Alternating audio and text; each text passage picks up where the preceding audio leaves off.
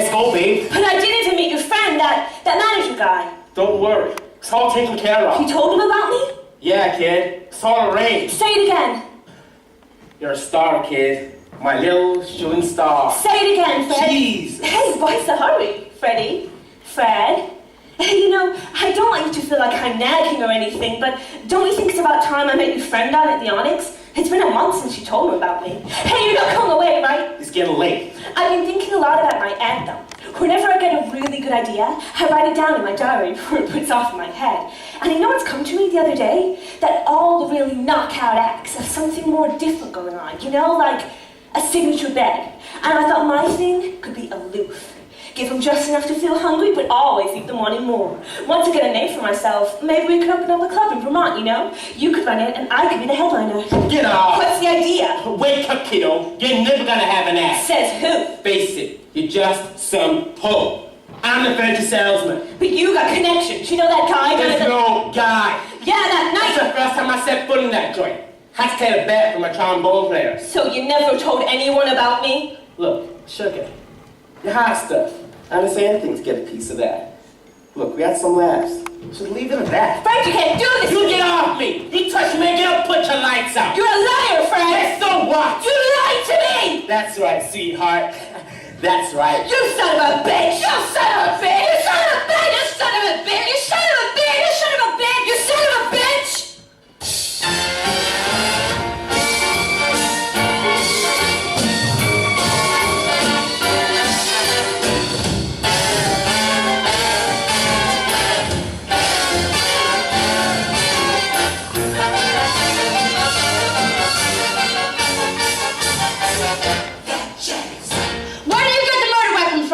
I keep a gun in the underwear drawer just in case of trouble, you know. Shooting a burglar ain't murder. A man has got the right to protect his home and his loved one, right? Well, I come home from the garage. I see him climbing through the window with my wife Amelia lying there, sleeping like an angel. But Mr. Carr, the post-mortem results show it was the suffocation that killed her. I'm telling you, that's the truth. My wife has got nothing to do with it. She won't hurt a worm, not even a worm. Until I fired the first shot, then she opened her eyes. When I think of what would happen if I went out for a beer with the guys instead of coming straight home, it makes me sick even to think about it. Honestly, I don't quite know what to make of the situation. Yesterday everything seemed fine. Well, not fine, but normal. I thought it was going to be like any other day. First, I'd get up and I'd have to be dead careful of what I did. Because if I accidentally woke her Amelia up, my God, that would be hell to pay. I'd then quickly eat and rush off to work. I worked at a car manufacturing company downtown, and my hours, they were pretty easy going. But of course, I was the one always scheduled for overtime, regardless of my plans. Oh, go on, bud. I'll owe you. Just the same as it is at home. It's like I'm invisible. And then I'd come home and I'd instantly know if it was a good day with her because I'd have dinner waiting. But usually, oh baby, will you cook tonight? You know how much I love it when you cook. I'd then see what Amelia had planned and work around that. I'd lived with this routine for years. I grew to deal with it. I was at work when I got the call. Amelia said she was out that day. She never said where, but she was an independent woman.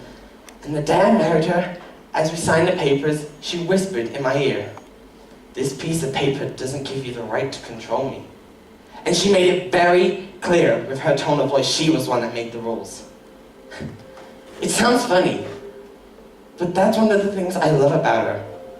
She's so strong-willed, and no one talks to her like crap without some sort of drama. But she isn't capable of murder. Even I know that. I knew Amelia was strong. Sure, I'd often been the victim of the odd shove from her. And yeah, she threw the odd hair drum in the midst of one of the many arguments we had. But strong enough to break a neck? Please. When I said my vows, I meant every word I said. I'll love Amelia till the day I die, and I will fight till justice is brought. Now, the name of the deceased is Heather Strong. Heather Strong? How could she be a burglar? My wife knows her. She's my ex-wife. I can't believe I'm covering for her. She was telling me this cock and bull story about this burglar, and I said I did it because I was sure to get off. Help me, Emma, she said. It's my goddamn hour of need. And I believe that cheap little tramp? She's too smart of me. Huh. I'm at the garage my butt 14 hours a day, and she thought she could pull the wool over my eyes. I tell you, that's something I can't take.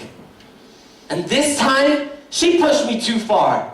I didn't shoot her. Fool! What a sap I was. You double-crosser, you big up from mouth, you promised What are me you that. talking about, Amelia? You've been setting me up. Damn it! I always knew you hated her, you know. You constantly called Heather the bitch. But you had reason to. I guess it's my fault we're even in this mess. You see, I was seeing Amelia way before I met Heather.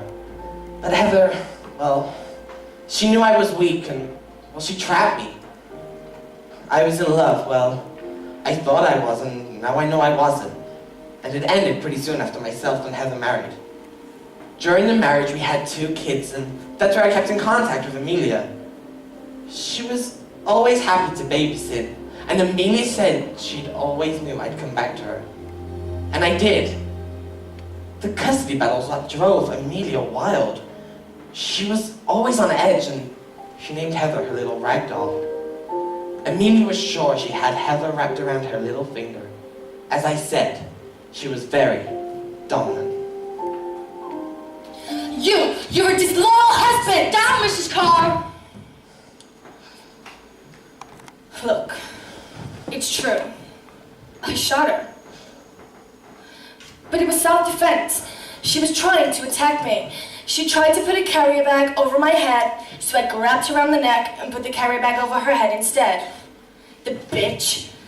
Yes, I killed her.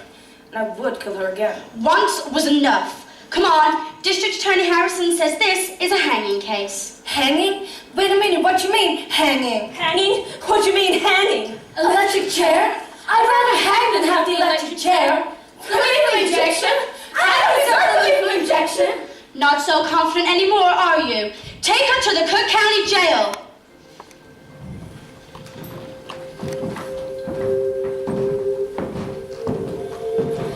I can't stand it, you know.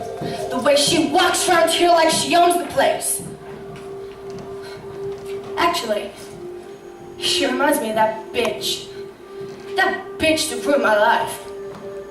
You know, I had to do what I had to do. And I made sure she wasn't around for long. So, I was set to marry this man. He was about yay high, average looking. It was his eyes. They captivated me.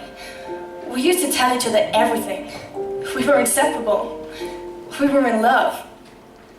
My first husband wasn't like that. I knew this time it was for real. It was about a month on. I remember it like it was yesterday. It was cold, the sky was dark, and there were rapid strokes of lightning. Quite ironic thinking about it. They walked in, hand in hand. He married her.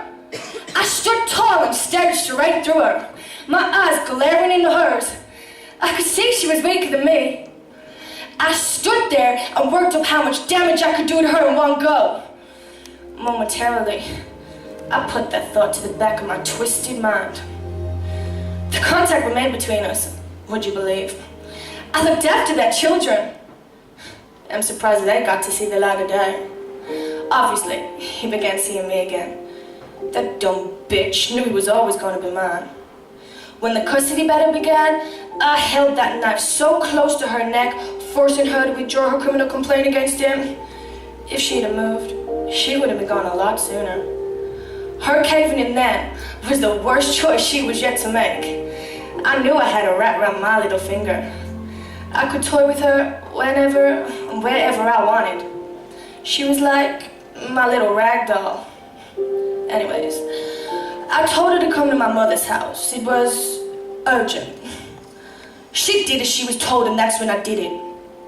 It took me 2 attempts. The breaking of her neck didn't work the first time. so I had to drag her into the trailer with a carrier bag over her head.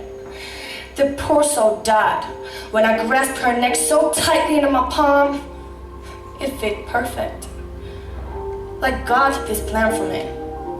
She couldn't move. All the duct tape on the chair, not a chance in hell was she surviving this time. Just to be sure, I pulled out Amos's gun, aimed it, and fired 2 shots into her head. I dragged her body, and I whispered, "Good night, darling," as I threw the mud over her feeble body. He had it coming, he had it coming. He only had himself to blame. If you'd have seen it, I think that you would.